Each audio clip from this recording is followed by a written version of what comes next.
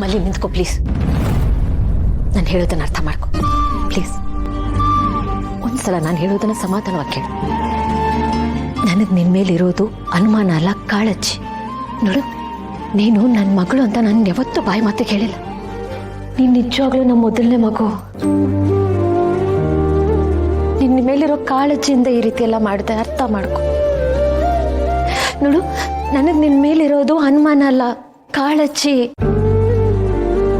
ನನ್ಗೆ ಅರ್ಥ ಆಗುತ್ತೆ ನಿನ್ನ ಮನ್ಸಿಗೆ ನೋವಾಗಿದೆ, ಅದಕ್ಕೆ ನೀನು ಈ ರೀತಿ ಮಾತಾಡಿದೆ ಅಂತ. ಆದರೆ ಮಲ್ಲಿ, ಮಾತು ಅನ್ನೋದಿರೋದು ಒಬ್ರನ್ನೊಬ್ರು ಹತ್ರ ಮಾಡೋದಕ್ಕೆ, ನಮ್ಮ ಭಾವನೆನ ವ್ಯಕ್ತಪಡಿಸೋದಕ್ಕಿರಬೇಕು.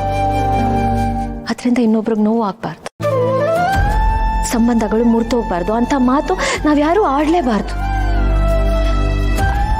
ಆದ್ರೆ ನೀನು ಹೋಗ್ಲಿ ಬಿಡು. ನೀನೊಂದ್ಸಲ ಯೋಚನೆ ಮಾಡ್ಬೋದಾಗಿತ್ತಲ್ವಾ, ಅಕ್ಕ ಯಾಕೆ ಈ ರೀತಿ ಮಾಡಿದ್ರು ಅಂತ.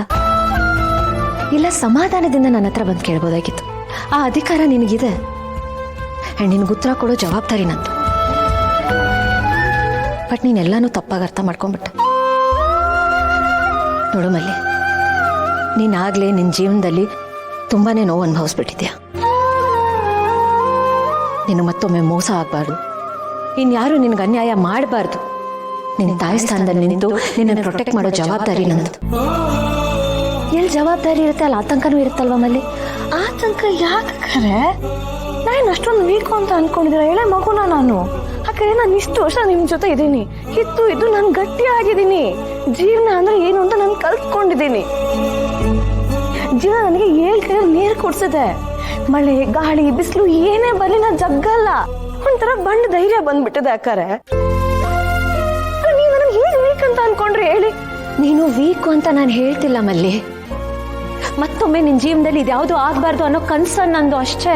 ಯಾಕಂದ್ರೆ ಅದೆಲ್ಲ ಏನೇ ಇರ್ಲಿ, ನನಗೆ ಬೇರೆ ಯಾರ ಬಗ್ಗೆನೂ ಚಿಂತೆ ಇಲ್ಲ, ಬೇರೆ ಯಾರು ಏನು ಅನ್ಕೊಂಡ್ರು ಚಿಂತೆ ಇಲ್ಲ. ನೀವು ದೇವರನ್ನ ಪೀಠದಲ್ಲಿ ಪೂಜೆ ಮಾಡ್ತಾರಲ್ಲ, ಆ ತರ ನಿಮ್ಮನ್ನ ನನ್ನ ಮನಸ್ಸಲ್ಲಿ ಅಲಂಕರಿಸಿದ್ದೀನಿ. ಯಾಕಂದ್ರೆ ನಿಮಗೆ ತಾಯಿ ಸ್ಥಾನ ಕೊಟ್ಟಿದ್ದೀನಿ. ಅಂಥದ್ರಲ್ಲಿ ನೀವು ನನ್ನ ಅನುಮಾನ ಪಟ್ರೆ ನೋವಾಗೋದಿಲ್ವಾ? ಯಾಕಂದ್ರೆ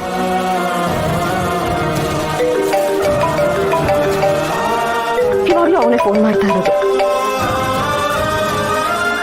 ಹಲೋ, ಸ್ವಲ್ಪದಲ್ಲಿ ಫೋನ್ ಮಾಡ್ತೀನಿ. ಆ ಕಡೆ ನಾನು ನಿಮ್ಮ ಹತ್ರ ಯಾವ ವಿಷಯನ ಮುಚ್ಚಿಡ್ಬೇಕು ಅಂತ ಇರ್ಲಿಲ್ಲ, ಹೇಳ್ಕೋಬೇಕು ಅಂತಾನೆ ಇದ್ದೆ. ಮತ್ತೆ ಯಾಕೆ ಹೇಳ್ಕೊಳ್ಳಿಲ್ಲ ಮಲ್ಲಿ? ಯಾಕಂದ್ರೆ ಹೇಳ್ಕೊಳ್ಳೋ ದೊಡ್ಡ ವಿಷಯ ಅಂತ ನನಗೆ ಅನ್ನಿಸ್ಲಿಲ್ಲ. ಆ ಕಡೆ ಇದರ ಚಿಕ್ಕ ವಿಷಯಗಳನ್ನ ದೊಡ್ಡ ವಿಷಯ ಯಾಕೆ ಮಾಡ್ಬೇಕು ಅಂತ ಅನಿಸ್ತು. ಆದ್ರೆ ಈ ಚಿಕ್ಕ ವಿಷಯ ಇಷ್ಟು ದೊಡ್ಡದಾಗತ್ತೆ ಅಂತ ನಾನು ಅನ್ಕೊಂಡಿರ್ಲಿಲ್ಲ.